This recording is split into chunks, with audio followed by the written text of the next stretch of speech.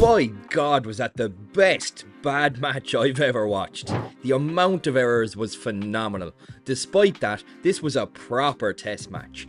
Everything on the line for both teams. Munster with their backs against the wall, and they somehow find a way to come out with the win. We're going to be taking a look back on all the action, giving our thoughts, and answer the question, what does this win mean for Munster? Let's get stuck in.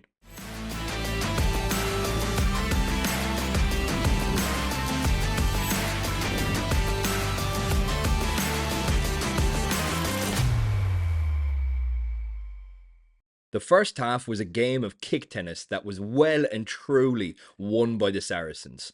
Munster's back three really struggled to cope with the probing kicks. 3 Alex Lazowski penalties and another from Elliot Daly kept the scoreboard ticking over for the Sarries. Munster played well in the wrong areas of the pitch. Mario Itoje was able to, for the most part, disrupt Munster's attacks. The Saracens' kick-heavy game plan almost backfired when Jack Crowley had a moment of magic. His creative kick return almost led to a breathtaking try, but the chance epitomised his performance. One moment, a spark of brilliance. Another moment, an unforced error. The second half saw Munster and the Thomond Park crowd really come to life. The back three found themselves dealing with the kicks much better. The insurgence of Thomas Ahern and John Hodnett really injected the spark that Munster needed. Big carries from Gavin Coombs had the crowd in full voice. Dion Bluler crossed the whitewash for Munster's first try. Moments later, Jack Crowley's pinpoint accurate crossfield led to the second from John Hodnett. The experience of Conor Murray really shone through, helping Munster seal the victory. It wasn't to be achieved, however, without a few moments of squeaky bum time, but it must be said, Munster were excellent in defence. When the Saracens came knocking towards the end, Munster stood tall. The important takeaway is that we walk away with a win and a foot in the door of the knockout stages. Now let's break down some performances. We'll start off with the pack. I really liked the look of Bluler since his signing. He's looked immediately at home. Great work rate, solid in the scrum, and offers much more than our other props in means of carries. Another great performance by him. We really hope the club find a way to keep him long term. Tadhg Beirne. He's not playing his best rugby this season. A couple of unforced handling errors spoiled some Munster attacks. That being said, his work rate cannot be questioned. He tackled everything in sight and didn't let his couple of errors stop him from getting through his own carries. A mature performance where he led from the front. Sarries 8, Jack Willis, has some serious hype around him, being touted for the English Six Nations squad. I don't know what else Gavin Coombs has to do to be shown the same level of appreciation. Big carries again, got through a shed load of work, and even at the centre of a few tricky plays in the line-out. You all know how I feel about him. I think it's a serious shame the Irish coaching ticket don't share the same beliefs. Conor Murray made a big difference here. I've spoken in the past about not being overly impressed with Doris as the Irish captain. He needs to take notes here. While Murray wasn't the Munster captain, he found a way of being able to approach and influence the referee's thinking politely. Sexton used to make me so frustrated because he'd deal with the refs in the same fiery way that he approached his own game. Tadhg Beirne hasn't been a great adjudicator either because he's too softly spoken.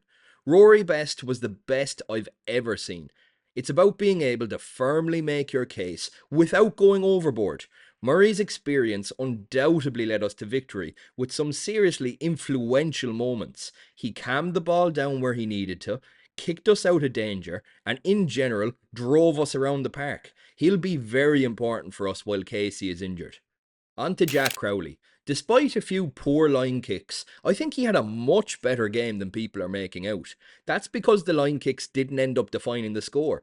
What did define the score was his crossfield to Hodnett and his solid kicks at goal. His kick return chance in the first half showed what he's capable of, a real moment of magic that few out halves in world rugby are capable of producing. Now I'm torn on the next point, but bear with me. I feel like Farrell has done him dirty and got into his head. We're seeing errors creep into his game that weren't always there. That being said, you'd like to think that he could come up against the adversity that he's seen without these errors cropping up. It's a dangerous game that Farrell is playing. I actually think Prendergast is a fantastic talent, but the same goes for him. If Prendergast is given the nod against England and fails, what will that do to his mental game? This could all have been avoided by backing Crowley and bringing on the young, energetic Prendergast. It takes pressure off both of them, and then next season you can reassess the lay of the land. Instead, fucking around with two young fellas' careers before pissing off to the Lions is just bad form. Whatever happened to protecting your players? He might not get the love from the Irish crowd, but as far as I'm concerned, Crowley is Munster's future. As for the subs, Thomas Ahern and John Hodnett stole the show. If you saw the team sheet and were hoping they'd come on and impact the game, you were right. They injected the energy that we needed at exactly the right moment. At this stage, I don't even know who to accredit the substitution to. Ian Costello, Mike Prendergast, Dennis Leamy. Christ, it might as well have been the fucking Easter Bunny himself. Whoever it was, great call. What does this win mean for Munster? Well, the result means the chances are Munster will find themselves in the knockout stages. A win over Northampton would mean some more home matches, which we really need. Make no mistake about it, we're a team broken by poor management, a plethora of injuries, and a lack of continuity. But what makes us special is the fighting spirit, the attitude, the lights, the crowd. Thomond Park gives us an edge. On paper, we shouldn't have beaten the Saracens. Naive or not, there isn't a team out there who I don't think we can beat. Should we beat them? Abso-fucking-lutely not. But with the crowd behind us, in a fortress, under the Champions Cup lights, anything is possible. This win has put us in prime position.